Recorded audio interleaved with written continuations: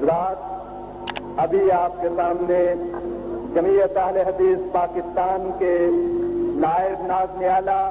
اور جواد کے ہر دل عزیز مشہور و معروف اور مقبول خطیب جناب شیر ربانی حضرت مولانا حبیب الرحمان صاحب یزدانی کتاب و سنت کی روشنی میں خطاب فرما رہے تھے۔ حضرات، اس سے پہلے کہ ہمارے دلوں کی دھڑکن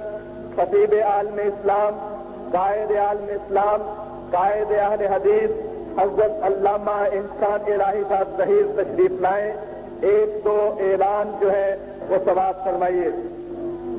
اہل حدیث یوتھ فورس حلقہ تاج پورہ کے زیر اہتمام 28 مارچ کو انشاءاللہ العزیز بعد از نماز عشاء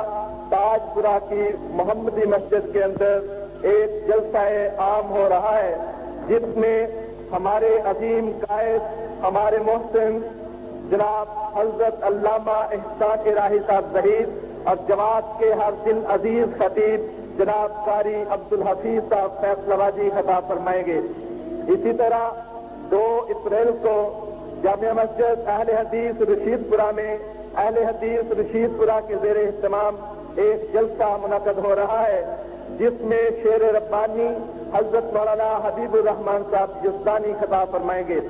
اس کے ساتھ ساتھ ایک اور اعلان کرنا چاہتا ہوں، یہ ہماری بہت بڑی خوش قسمتی ہے کہ حضرت خطیب ملت قائد اہل حدیث حضرت علامہ احسان الہی صاحب ظہیر اس جمعۃ المبارک سے مرکز اہل حدیث 53 لارس روڈ میں خطبہ جمعۃ المبارک ارشاد فرمایا کریں گے۔ مسجد سینے والی ان کی کاتاور شخصیت کے مناسب نہیں تھی، اور نہ ہی ہم یہ سمجھتے تھے کہ ہمارے عوام، ہمارے افراد ان سے کما حق مستفید ہو سکتے ہیں۔ ان کو اس بات کے مد نظر مجبور کیا گیا کہ آپ مرکز اہل حدیث میں اپنی مرکزی شخصیت کے بالکل عین مناسب اپنی تمام تر